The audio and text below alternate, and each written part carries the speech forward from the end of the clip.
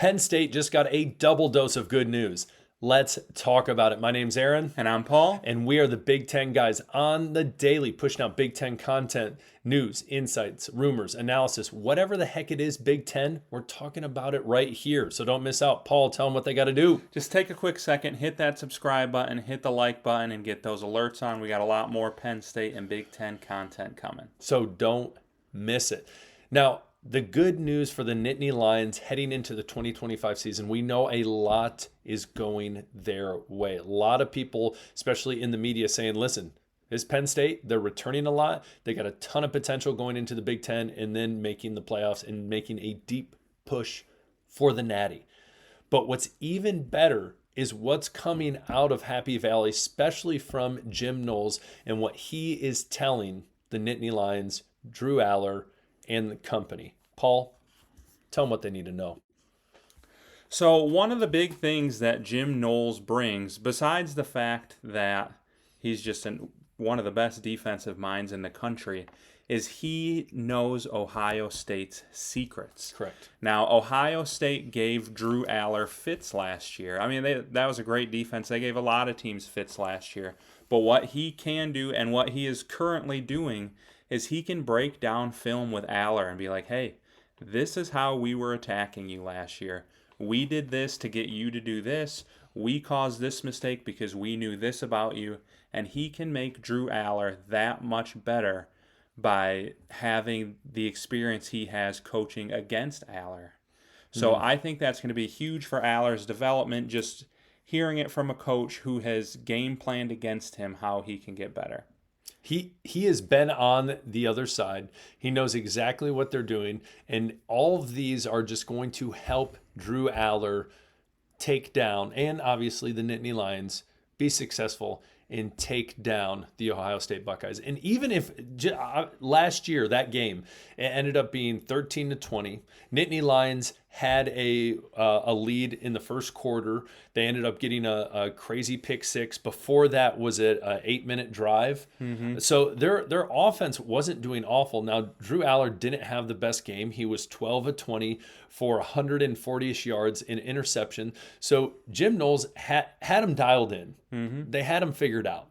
And so him being able to come out and say, listen, this is what we did. This was essentially the equation, and this is what we need to fix going forward. That is huge. And in looking at how much, again, the Nittany Lions paid Jim Knowles, worth it. Yeah, oh yeah. Worth every penny of it, especially them knowing this is our opportunity. This is the push we're making for the Natty. We brought in great people out of the transfer portal. We're returning arguably, I would say, hands down, the best running back duo in college football, arguably one of the best quarterbacks in college football that a lot of people are high on. We got to make this push. And so adding Jim Knowles, not only on the defensive side of the ball, but being able to have him coming in with this information is huge. Yeah, because not only can he help out Aller, he can go to the defense and say, like, hey, I know Jeremiah Smith really struggled in practice last year when we did this to him. I know we really got under Carnell Tate's skin in practice when we defended him like this. Like, he knows the way Ohio State operates. He knows the ins and outs. He knows every single player on that team and what makes them struggle, and he can coach Penn State to do that to them. And I think it's going to be massive for them to get over the hump and finally beat Ohio State and win the Big Ten this year.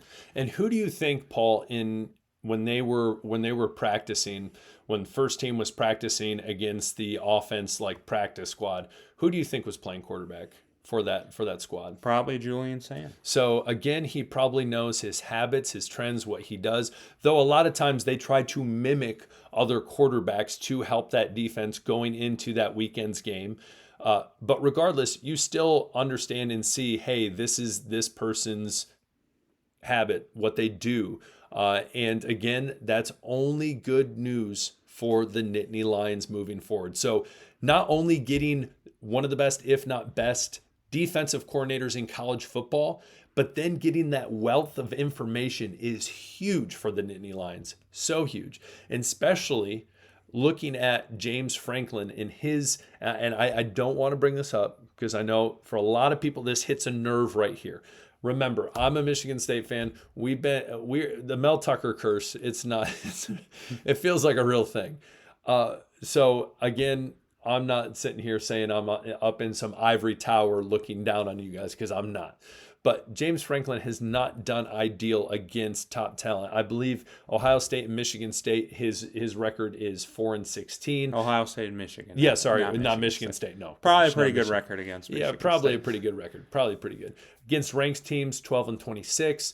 And so them making this move only again reiterates, we're trying to make this shift. We're trying to make this huge shift and trying to push the Nittany Lions over the edge to a national championship. And I think it's going to work. I think it has a great chance of working. I think so too. And, another thing, I'm not a huge James Franklin guy, but I am actually going to defend him here. So I'm a Michigan fan, and I remember there were some years where the same things were being said about Harbaugh. Like, he can't beat Ohio State. He can't win the Big Ten. He's losing to Bama, the top 10 teams. And I think a big part of it is just they weren't good enough.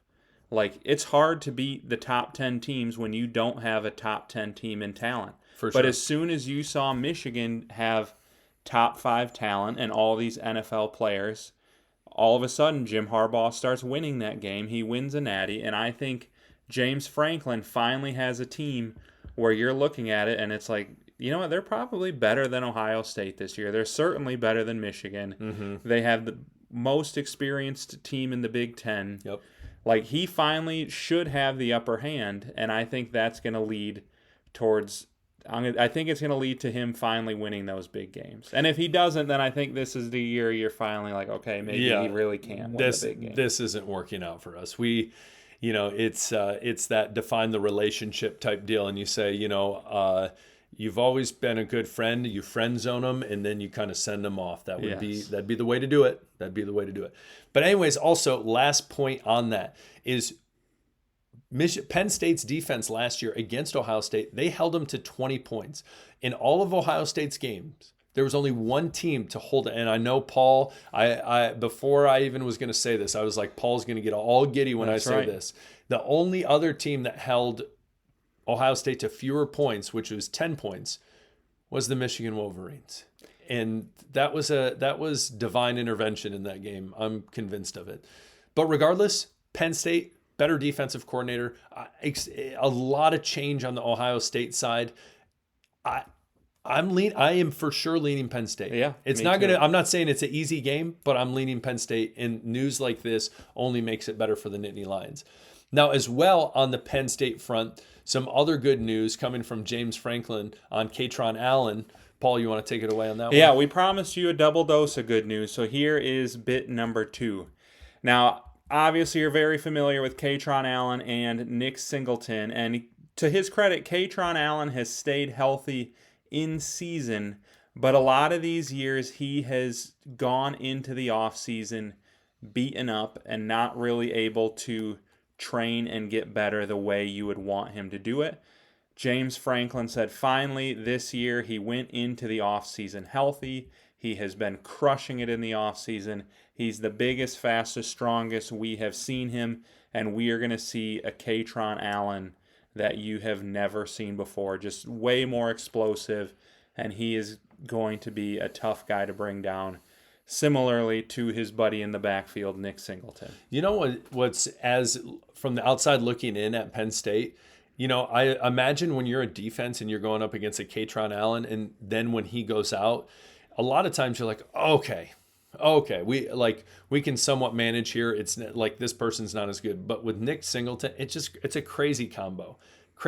And I know I've said this before, but remember back in the day, Auburn had Ronnie Brown and Cadillac Williams, and they were dynamite. Yeah. And so this is a similar duo that's great, and that are also going to be high draft picks in the 2026 draft. Yeah, well, and they're a lot like Quinshon Judkins and Travion Henderson from Ohio State last year.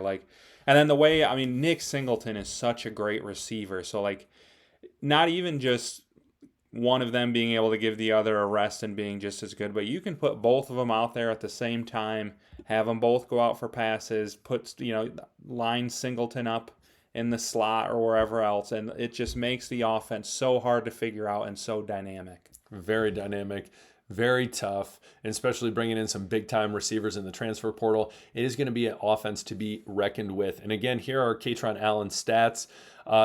Even with those lingering injuries going into the offseason, not being able to train like he's supposed to or should be, at 100%, still putting obviously up great numbers, but being his senior year, going into the offseason, 100%, expect big things from Kaytron Allen.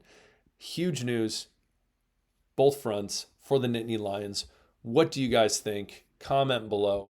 Again, we are very high on the Nittany Lions. There are other teams in the Big Ten, Rutgers, Purdue, Wisconsin, we're not so high on. And so, again, Penn State, would you say you're drinking the Kool-Aid? Oh, drinking the Kool-Aid for sure. I am chugging the Kool-Aid on Penn State. So, again, comment below. Tell us what you guys think about this stuff. Paul, you got anything else? Just take a quick second, hit that subscribe button, hit the like button, get alerts on. We got much more Big Ten and Penn State content coming. Don't miss out. Peace. See ya.